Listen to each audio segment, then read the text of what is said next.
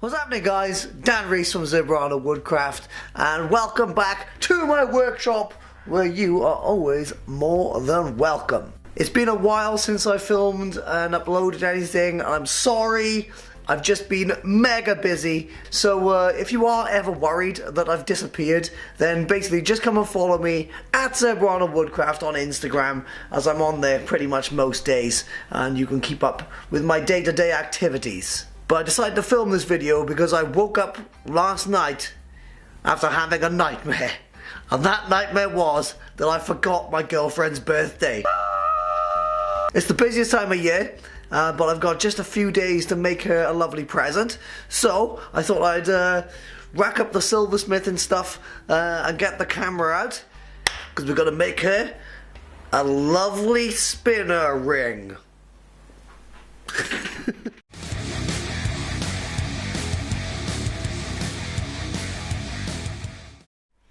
So, here are the ingredients for the ring. First up, coffee. Lots of coffee in this lovely alien mug, which is the most appetizing thing you could see in the morning. Secondly, I've got this scrap piece of silver. It's about 10 mil wide, and I think this is the perfect width, and I should just have enough to make the base of my spinner ring. For the actual spinny bits, I've got some of this 1.6 mil square silver wire. I've done some calculatings. She's a size 9.5. This is going to be a 10 mil wide ring. So I've just figured out basically how much silver I'll need to use using this equation.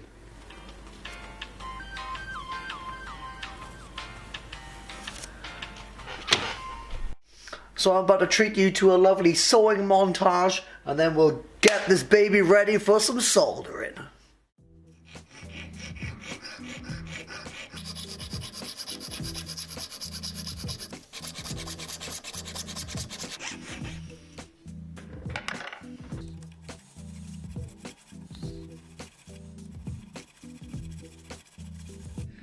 One of the most satisfying bits of working with the sheet silver is actually peeling this plastic off. I don't know, it's so satisfying. Alright, so we've got our bit of sheet cut, and I think that should be enough to make the ring. Now we need to get ready to solder. This piece of metal has already been annealed, so it's really soft. So all I've got to do is just kind of pre-form it around this socket and get it ready to solder.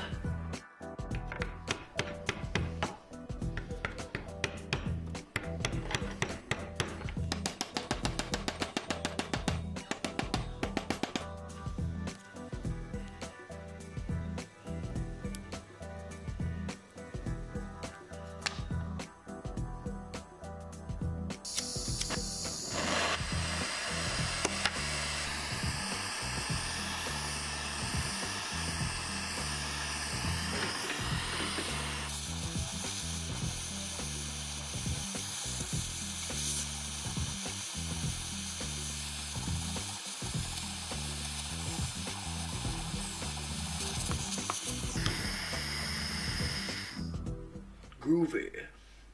So after the soldering, I've got this, which looks like an absolute freaking mess, but now we're going to make this into a ring shape. Actually, before I do any like hammering or anything like that, I'm actually going to stick this into a pickling solution, which will like clean off any like nasty oxidization and a few bits of the solder. Pickle. First up, let's make it round with a bit of hammering.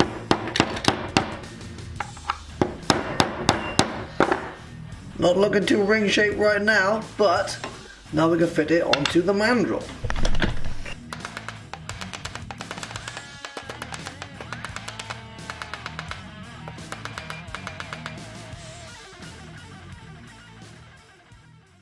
I told her I'm staying late to do work, which I should be doing, but what I'm actually doing is making a lovely spinner ring for Danny, so you better appreciate this. I'm neglecting my gains.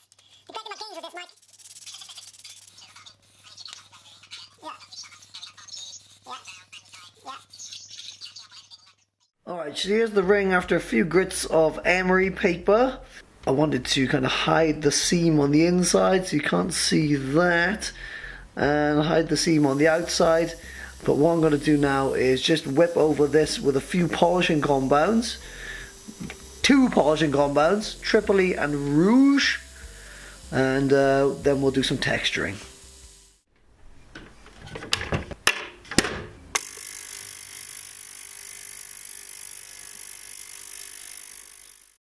I'm going to take this ball peen hammer, use this edge here to put some texture on the outside of the ring.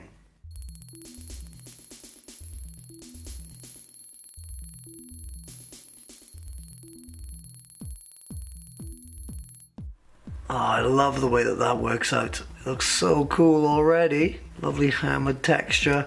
I'll probably go over and I'll clean up the inside again and do polish it again a bit later on. But for now, let's make the outside spinners.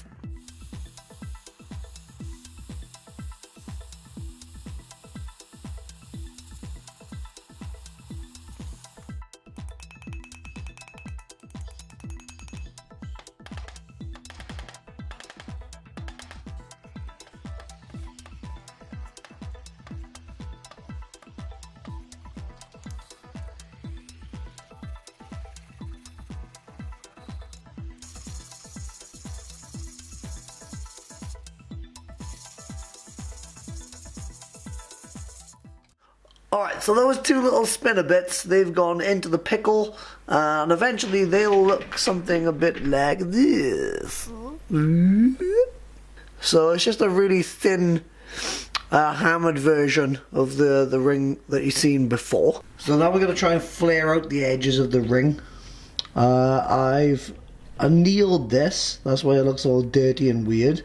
And basically I'm going to try and flare out this edge of the ring. So that we can put on the outer spinners. Most people, sensible people, would do this with a round like dapping block, but I don't have one, so I'm going to try and use the end of this mandrel, this metal or aluminium mandrel, and hopefully, fingers crossed, it's going to work. Let's give it a try.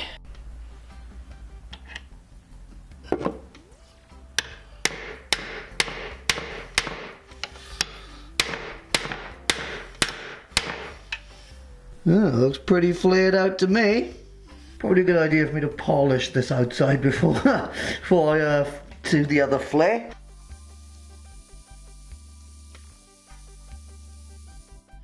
Alright, everything fits on there nicely. Just flare out this other side.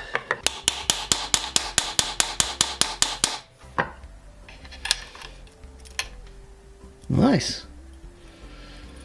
Whoa. Well, that was a really fun project. In the end, I polished everything with 2 polishing compounds. So Tripoli first, then Rouge. Did that just with the rotary tool, and it's come out really cool, spot on size, and you've got like a cool little spinning action. So now I'm just going to go and take some nice photos and give this to Danny tomorrow, and hopefully she'll like it. If you like the video, give it a thumbs up and subscribe and share it and all the other normal YouTube malarkey. And I'll see you in the next one.